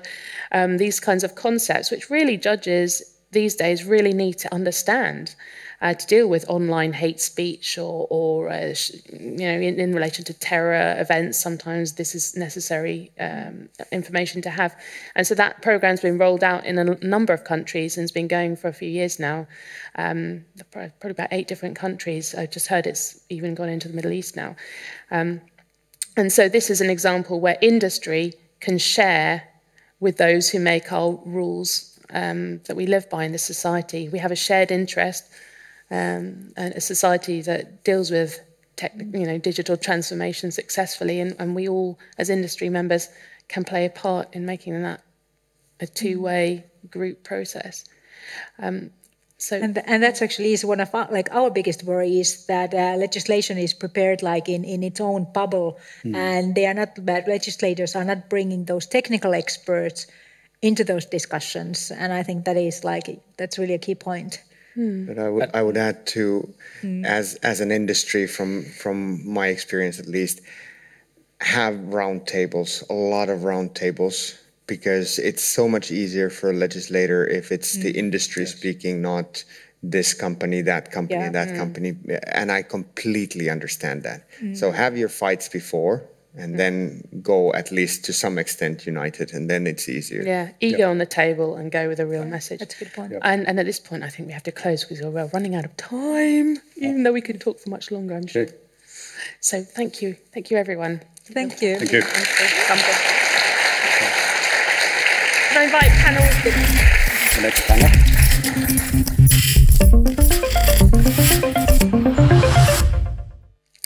So, last but not least, we have a panel on people. And I think this is super duper important in all walks of life. People are at the center of it at the end of the day. However machine learning and fancy techie you want to get, at the end of the day, nothing's going to happen without people. To make that technology, to use that technology. And so I'm really excited here to have a good panel. We've got Sanna Tiilikainen, who's a PhD researcher, and she's spent a lot of time looking at how people use a digital technology. We've all had those experiences of taking a license from some new tech, thinking it makes rational sense from an efficiency point of view in our organization, and then we're all befuddled as to why no one will use it. So this is something that I've been thinking about a lot, and Sanna even more, with empirical research. And then we've got Anu Tuomolin, who's the HR director at Aktia, and she's had a long career in HR at Accenture before that.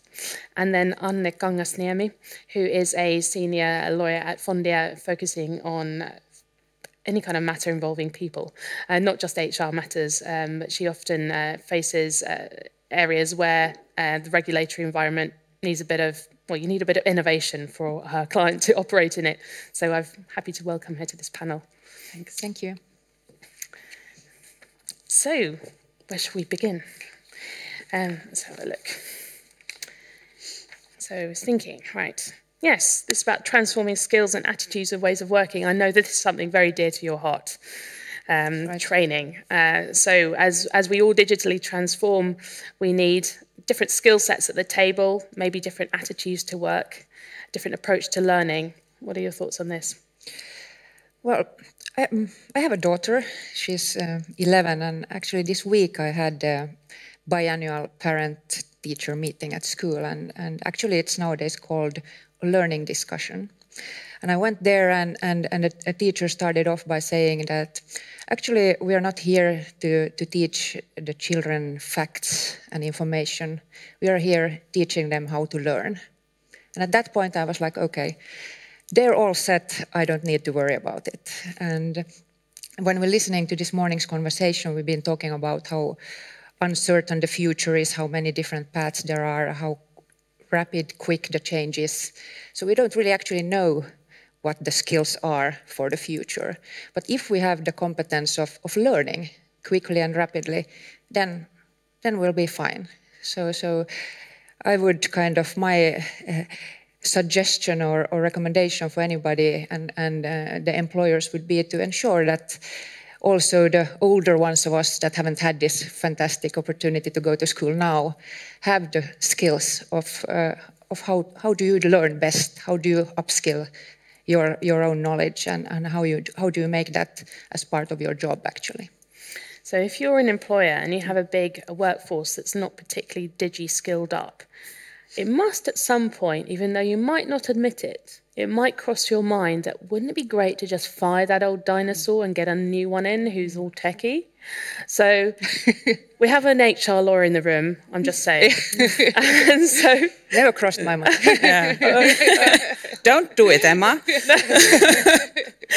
But so I was just thinking, as you worked in an HR function and led HR functions, this must have been a problem that's been put under your nose that you've had to deal with.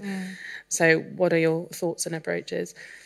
Well, of course, if the situation is as you described, then there is no really quick fix if you don't kind of change the whole population. But I think if you don't ever start, then it's never going to happen. So it's about starting that transformation journey and the transformation of the culture where this learning is an essential part of the ways of working.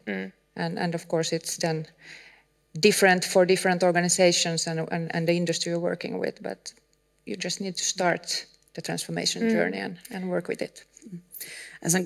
We have actually, as an HR lawyer, have to say that we actually have pieces of legislation that point out that employers are obligated to train their employees. But it usually comes into question when you need to change drastically for example, their tasks. But that is happening so quickly and rapidly now, and you're too late often if you start then. First of all, I think that if you are at that point that the person is, let's say, the skill set is so outdated that it's better to get a new person in, then you failed in the learning culture, and also then it's not usually possible to train all the needed skills anymore because the world has changed so much. So you need to anticipate and look ahead and be aware of this. And that's the wrong point also from let's say motivational point of view. Many of us are not that ready to accept new skills at that point if your livelihood is at stake. So my experience coming from observing people, what they really do at work and during leisure, and I've been doing that for over 7 years, and I must say that in my data I don't see those dinosaurs. I see quite digitalized people using digital tech and people learning at all times. So the learning pace might be small and incremental, but it's there. And then sometimes technology comes along such as touch screens that were adopted really quickly, even by the family dogs, by the way. But even if we don't have those, I see people learning. So if those technologies play along well enough to what people are trying to accomplish in their lives, they change themselves even without noticing, and they don't label that learning or disrupting their ways of working.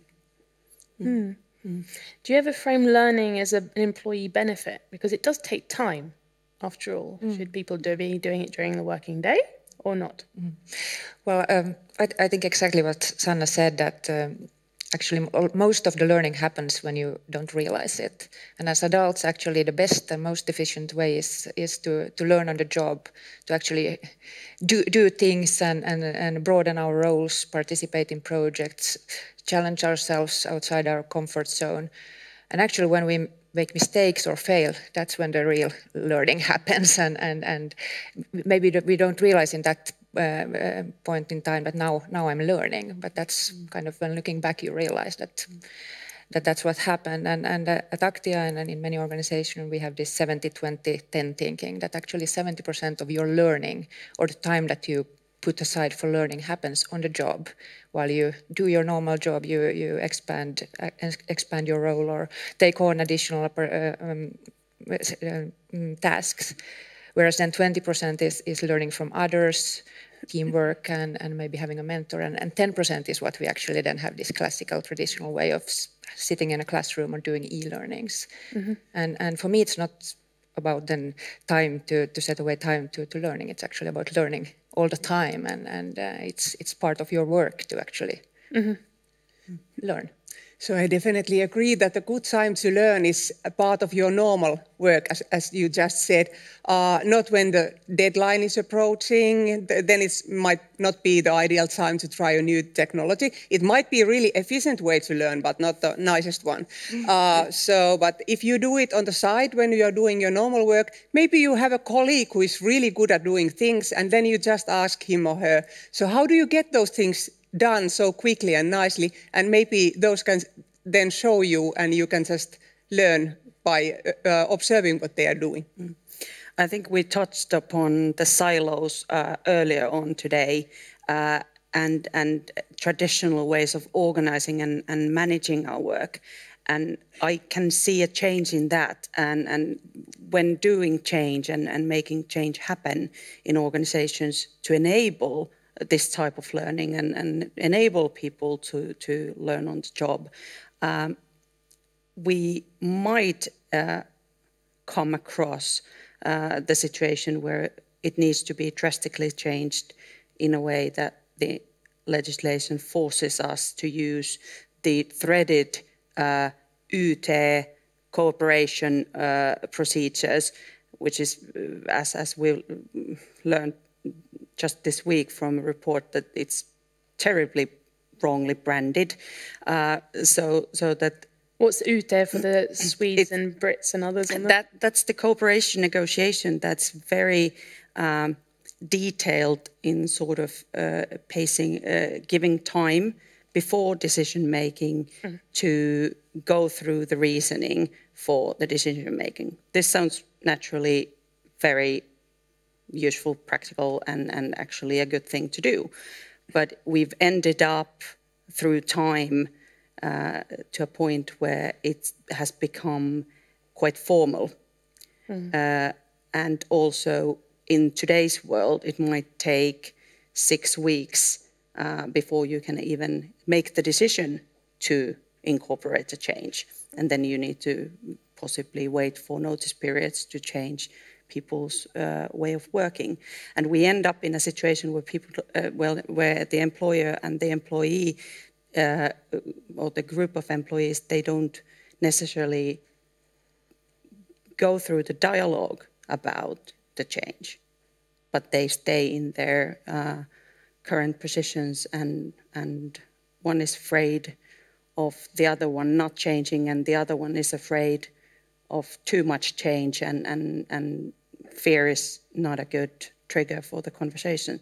So we end up in the formal situation and not having the dialogue about that we need this and we need to learn and we need to be agile in the future. So get the culture right and you don't even have to use illegal bits and bobs. and this labeling might be a problem. So the moment you say that now you have to change, some people freeze and some become really excited. So if you just keep doing things and change things little by little, then people just change themselves. I think one of the results of your research was to find that people have very different tolerance levels in relation to the adoption of digital technology. Yes, so some people are willing to change and they seek change. And for those people, it's best not to stand in their way. So let those people do their own change. And some people need some more encouragement. But anyway, the lifelong learning is a fact of life today. So we might as well get people enjoy that. And I recommend that always starts with that kind of learnings that people are comfortable with. Because if you immediately show them the benefits of doing things in a new way, they get excited and then they try out it more, because people always want to change for the better. And this is where you can use people like digital ambassadors. And you need to start early on. I think that's the point, that you need to not start the day you need the change, and also well, what we've heard today, thinking ahead and looking forward. So thinking ahead, we've got a few more minutes to address something that I think is very relevant to digital transformation, and that is the changing nature of workforces. So we have increasing numbers of globalizing companies that are in the gig economy space. So they don't really want to have traditional employees. They want to have people pretty much on tap that they turn on and off according to their needs, often platform-driven organizations. Now, I know that this has legal implications, but cultural ones as well.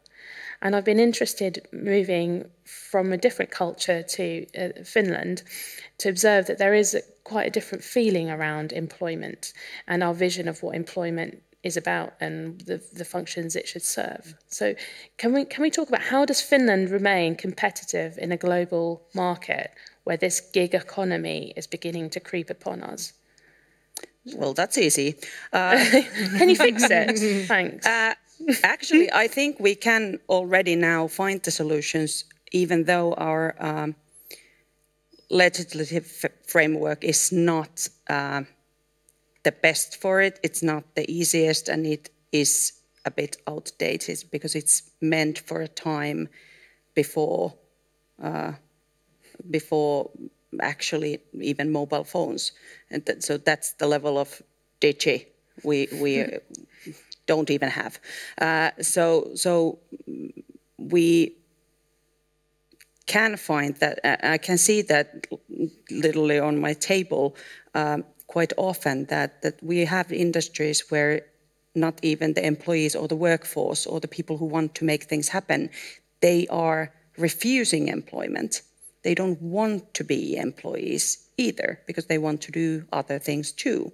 So the traditional view of the relationship is changing. We do need still protection for the weaker party. That is, we can't go away from that. That's we've agreed to it internationally. But what is changing is that who is the weaker part, and in which situations. And that might be different from industry to industry, but it needs to be thought through. But the solutions are there. They could be more easily found if we made some legislative changes, but you need to be careful. Otherwise, you might end up in a situation where neither party is happy about it. But the law is certainly not going to change until societal desire changes. And maybe Finnish or Nordic society, because we're all quite protectionist in Nordic, maybe the society isn't ready yet to let go of the traditional view of employment. I think there are differences. I mean, more than half of the workforce out there globally at the moment are millennials that, as you said, have different views on what's important in your life. And I think this kind of fluid employment or gig economy or liquid workforce, if you like, is a very win-win situation. As a company, you have the possibility to actually kind of be flexible around this resource as well, as we've heard earlier today. And then as the talent, you have the flexibility to arrange your life around what's kind of important for you. In Finland and in the Nordics, we have a lot of free time. So here, kind of having the employment, you get also the possibility to have free time and do other stuff quite a lot compared to the US or Asia. But I think this is actually something that will be a win-win for everybody. Of course, then there will be a different aspects and not at least the culture and the community. If people are changing all the time, how do you build that? But I think if I may say a few words from the behalf of those people who are using those platforms, some of them say, even the young people, that they don't know what kind of liabilities they will get if they accept those gigs. And what is their identity after that? Are they employees? Are they entrepreneurs? There is this light entrepreneurship, but what is that? And what does that mean for them as a person? So they say all these might be so much of a hassle that is why they decline these small gigs. So educating them, making the information more easily available could push this gig economy forward in Finland, I guess. So it needs a rebranding exercise. Yeah. Any B2B marketers out there? Yeah. I agree there, that and being one of the guilty ones drawing up the agreements, we need to find the ways of making the agreements more human in that sense, that people actually understand and find the difference. What we have like on a bigger level is that the legislation pushes the companies towards having only one type of a model that you can't choose. Traditionally, we have given freedom to, for example, doctors quite often, that they are allowed to choose from entrepreneur or employment and doing the exact same work as diagnosing patients or people. So that's something that we don't allow basically in all industries. You can't choose and pick your choice. But what we are now talking about is kind of small gigs, day, week, maybe a month. But what I'm kind of, in my mind when I'm discussing this, thinking about that corporations and companies will actually be just maybe a small core of maybe the C people or the management team, and then everything else will be more or less like something that you then agree on fluidly, and it can be an HR executive or a marketing professional or whatever you need. So not just those kind of coming in and going in. And then, of course, we need to kind of develop the way of how that works, so that it's also for the kind of higher level knowledge workers as well would be more and more working like this, not signing a contract for the time being, but actually doing something for half a year, and then moving on. I think that's really important, and in order to make that happen, we need to start early on and not the day we want it to happen because of our legislation. But it can be done already, and we have companies who are doing it. Naturally, you need to, as a lawyer, I have to point out you need to know the risks, but then again, it's possible. Some of them are okay. But don't go to jail. That's kind of like a no-go. So as we're running out of time, sadly, I think one of the conclusions, maybe I could draw this together, that I've understood from this discussion that there is the possibility to be flexible. Finnish and Nordic laws are not so rigid that you can't be at all flexible. And I was interested in your point about, it's basically an empathic point you made. Think about how these people feel and how they can talk about their experience. And that's a really interesting point. And I think it's going to be coming out more and more. How do people communicate their skill set when it is made up of lots of these smaller experiences? That's kind of a branding issue. And it also comes up in relation to online learning. We have, with digital transformation, the digital transformation of education, more and more online courses, these MOOCs, people in the spirit of continuous learning, acquiring certificates and qualifications through online platforms. How do they brand that? How do they make an employer put value on that? And an employer must be quite brave. We have a tendency to seek documentation for and different degrees and certificates in when we are recruiting. So that's something that we need. Yeah, so a different approach to risk as recruiters. And with that, I'm going to have to draw this panel to a close, saying thank you. Thank you. Anna, Sanna, thank you very much.